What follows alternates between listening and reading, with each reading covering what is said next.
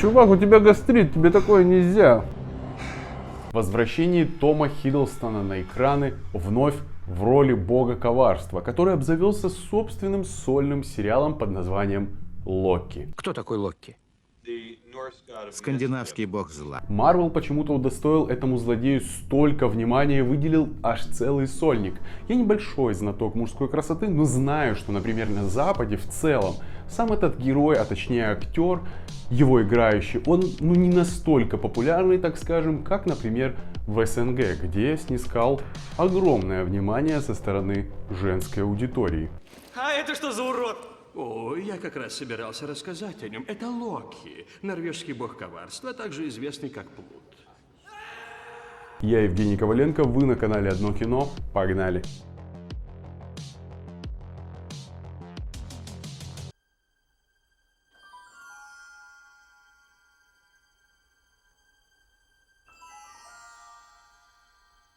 Да, сериал начинается с одного из моментов фильма «Мстители. Финал», который в оригинале назывался «Мстители. Конец игры», где Локи посчастливилось в суматохе забрать Тессеракт и телепортироваться от команды Мстителей 2012 и 2033 годов подальше. Дальше почему-то его портал открывается где-то в небе, и он со звуком ракетки летит вниз. Хотя сам Локи вроде бы умеет адекватно управлять своими силами, он же не бухой был. Я не понимаю, для чего это нужно было делать. Для комического эффекта? Но кто-то с умным видом может возразить. Ты ничего не понимаешь в комиксах. А точнее, я бы сказал, в экранизации комиксов, да? Так было бы правильнее сказать, что это же отсылка к великому фильму «Железный человек». Первая ее часть.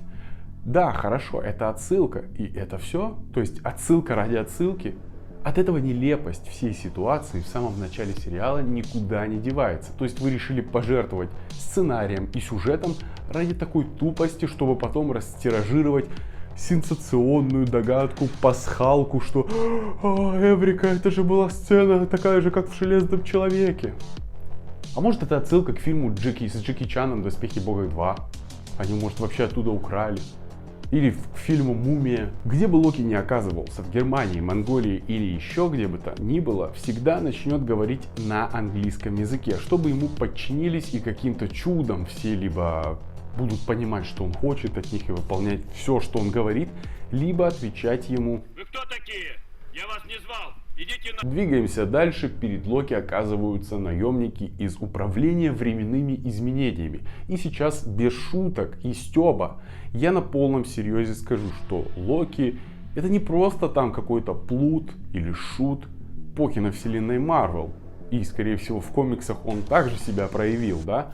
Как очень разностороннего персонажа, он и мастер боевых искусств, он хорошо дерется, умеет становиться невидимым. Если не подчинять словами, то замутнять разум, бесчисленное количество копий создавать, телепортироваться, способен проходить сквозь предметы, у него невероятная ловкость, огромная сила, выносливость и еще много других навыков, талантов и суперспособностей. Что мы видим в начале первой серии Локи? Что он от совершенно простого патруля получает палкой по лицу и его вяжут. Вы серьезно? Вот так вот взять на старте и слить такого персонажа ради того, чтобы, не знаю, те, кому 12 лет и младше, посмеялись с того, как у него будет трястись лицо в замедленной съемке? Локи дальше попадает в управление временными изменениями, где он проходит всякую бюрократическую чушь, подписывает кучу бумажек, меняет ему одежду на форму заключенного, фотографирует его ауру, и он двигается дальше в зал ожидания суда, но перед этим ему нужно взять талончик.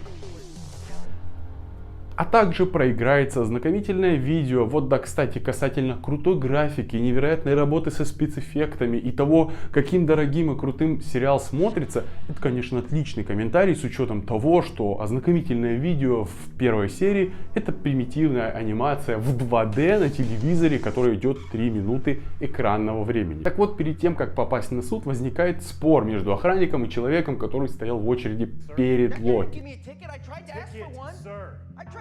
Ваш талончик, я попросил этого типа талон, а он мне не дает. Ваш талон, я не виноват, что мне талон не выдали. После чего охранник мужичка не свел до атомов. У меня вопрос, к чему нужна была вся эта абсурдная сцена?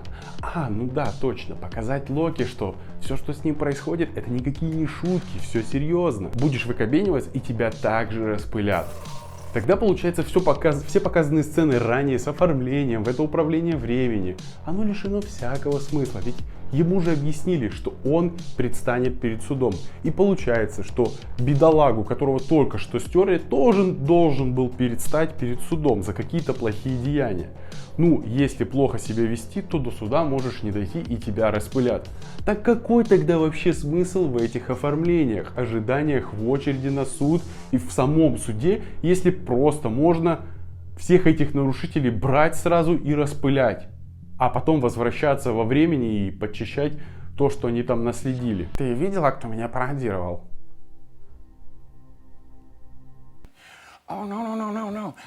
I'm from now. I go back in time. Я найду его и убью. Потом, наконец-таки, Локи предстает перед судом, где говорит очень логичные и толковые вещи, по типу, что он лишь забрал Тессеракт, тогда как во времени путешествовали Мстители. Сделанное ими должно было случиться, а вот ваше бегство нет. Простите, в каком смысле? Вы же управление временными изменениями. Вы отвечаете за отклонение в священной линии времени, нет? Ваша задача не давать создавать альтернативные временные линии, менять течение действительности. Какая разница, кто это сделал, Мстители или Локи? Типа, потому что это Мстители добрые, а Локи злой? А кто это так решил? Вы? У вас тогда получаются двойные стандарты, и вы занимаетесь морализаторством с какого-то перепуга. Абсолютно безосновательная, плохая и плоская попытка скормить никакущим сюжетом зрителя. Дальше это отверстие под названием сценарий сериала Локи продолжает шириться нелепой сценой, от которой можно словить фейспалм, когда в суде Локи решается применить свои способности, но у него не получается, так как браслет на шее не дает это сделать. То есть в начале сериала у Локи было куча времени и возможностей применить из арсенала любую из своих сил и суперспособностей. Потом, попав уже в управление временными изменениями, проходя регистрацию, подписывая бумаги и прочую чушь, Локи ни разу не пробует применить свои силы и даже как-то пытается смешно убежать, но пультом его возвращают каждый раз на свое место, и он с этого не понимает, что ничего не получится, да. И тут в суде, нате, здрасте, я буду телепортироваться. Это очень плохо. Сериал идет целых 50 минут, а все вот вышеописанное происходит за 15. По словам персонажа Оуэна Вилсона, он спас Локи от смерти, потому что тот нужен ему для миссии, помочь исправить кое-что. И, проходя по коридорам, Локи видит, что за окном куча каких-то невероятных строений и все летает. На что он говорит, что это все нереально. Что есть реальность? И как определить ее?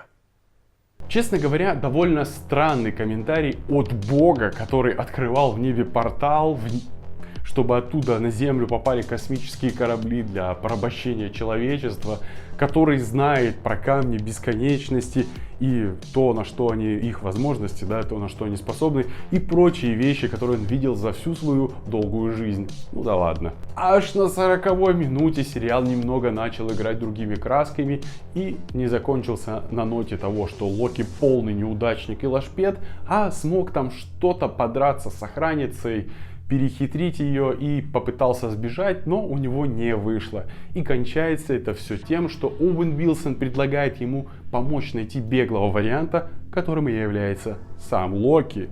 И тут, конечно же, ярые фанаты, они просто должны заверещать от радости. Из положительного могу выделить только ту попытку побега к концу серии, которую я выше описал, и неплохой саундтрек, музыкальное сопровождение сериала мне очень понравилось. А также заставка сериала, она тоже прикольная, зашла. А в целом я считаю, что это очень плохое начало сериала. Персонажа Локи полностью слили, и кривляния с хихоньками-хахоньками, отсылки ради отсылок, и какие-то зарисовки в виде угона самолета, потому что там проспорил что-то брату, вообще ни разу не накидывает положительных очков сериалу и не вызывает даже малейшей улыбки. Касательно того персонажа, что показали в конце, ну тот силуэт, да, я выдвину свою догадку, которую вы ни у кого не услышите, только может после меня. Это существо расы Читаури, которое аналогично с Скрулом, они могут менять свой облик.